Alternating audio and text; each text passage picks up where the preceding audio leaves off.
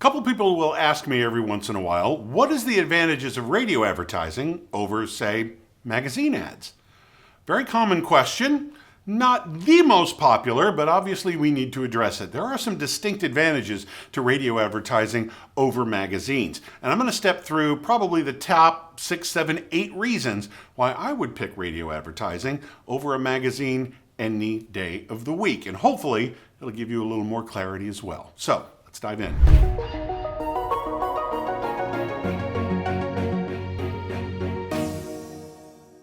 So there's some short-term and there's some long-term differences between radio and magazines. Some of them right off the bat are probably going to be pretty obvious, but I'm going to throw them in, I'm going to bring them to you in some radio terms that will make things a little more obvious. First of all, radio is an obtrusive medium. That means that no matter what you're doing, if anything is going on at any moment in time, and you got the radio going on in the background, whether you're actually physically paying attention or not, you're going to hear the ad when it comes on. It will be there. And at that time, you just might catch, I don't know, maybe a particular phrase that piques your interest. Maybe there's a sound effect that caught your attention. Maybe there's something that they said, or maybe the music, the background music or something like that caught your attention. And if it's something that you are interested in, chances are you're going to make a little mental note to pay attention next time. Well, wait a minute, what did they say? What were they talking about that? I caught the noise, but I caught the sound, I caught the music, but what was the message?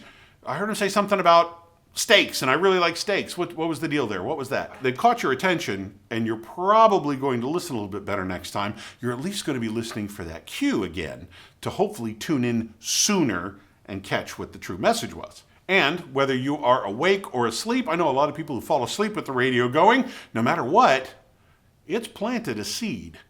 Whether you're awake or asleep, you're still hearing, you're still listening, and I'm not going to say you've memorized the message, but a lot of it is still getting through to your subconscious. That is certainly a way to, I wouldn't base my advertising on it, but that's also being heard every single time it plays. For a magazine ad to be effective, you need to be physically looking at the magazine. Have it in your hand, whether you're reading the articles or whatever it is, flipping the pages, there it is. Oh, wow, okay, yeah, steaks. Yeah, I am interested in steaks. Okay, fine, there's your steak ad. After that, you move on to the next thing. We'll think of that as another ad on the radio. You know, radio stations are going to play more than one ad. You're going to be listening to more than one ad. Magazines have more than one ad. You're going to see more than one ad. You really have to train yourself to look at it when it's there. Boom, you've got it. It caught your attention, and now you're moving on. That may be the only time you're looking at it. And like I said earlier, if the radio's on and it's playing and then it comes to a commercial, you're going to hear that commercial right away. That's part of the playing. Now, listen to this. See? There's a whole stack of magazine ads right there. Did you catch them? No. That's the difference between a passive and an intrusive media, right there. There's a whole bunch of them that date back months, and you're not catching them. So that's one of the big reasons why I really like radio advertising. And like I said about flipping through the magazine, chances are you might only see it once. If it doesn't compel you to a buying action right then and there, or doing what it wants you to do, whether it's buy, stop by, call, whatever the case may be, it's done. Whereas a radio ad works by repetition.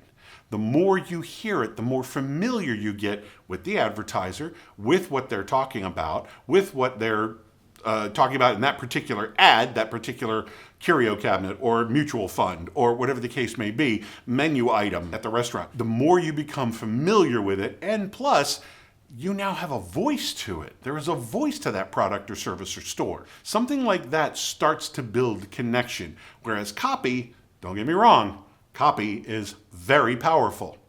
80% of your advertising dollar goes into the headline of copy. But after that, it's done. It goes away, and you don't have that one-on-one connection that you can develop with, wow, there's actually a real human being at the other end of this radio ad. And again, with the repetition, definitely on radio, not so much in a magazine. You might come out with a magazine, what, weekly? Maybe monthly? Hopefully more than quarterly? So that kind of repetition is very, very hard to build up.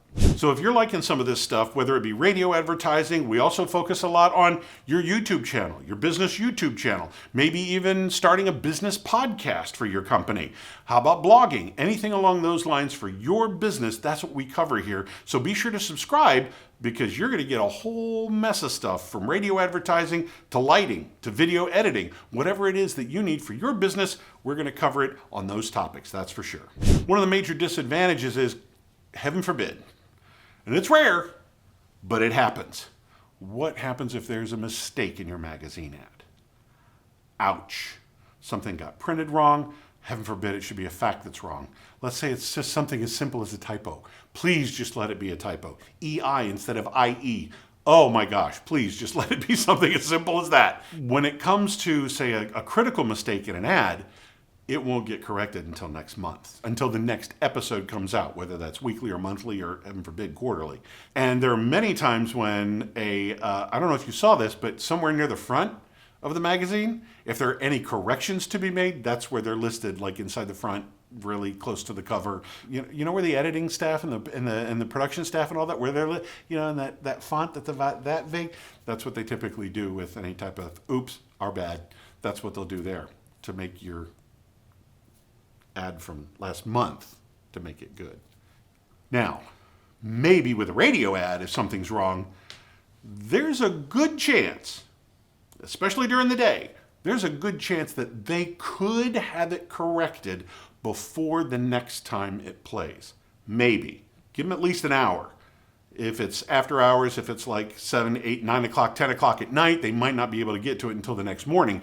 But the good thing is, chances are they're going to make good on some of the ads that ran that were wrong, if not all of them. That's a good thing. The correction process can be quick at the radio station. Magazines, not so much. So there are some distinct advantages between radio over magazine ads. Don't discount magazine ads by any stretch of the imagination. If it's down to a budgetary consideration and you're really looking between the two, yes, I'm going to lean towards the radio station. I'm going to lean towards the radio ad. Magazine ads work very well most of the time. Sometimes, occasionally, possibly.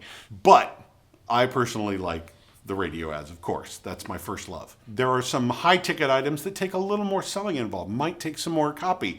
There are some classic pieces of copy that have done millions of dollars of business over the years, and they're all written, whether they were in newspapers or magazines. Those are some classic pieces of copy for your magazine ad. But for the short term, I definitely, when it comes to building long-term repetition and stuff like that, long-term following with your listeners, I definitely go with the radio ads. That would be my tilt.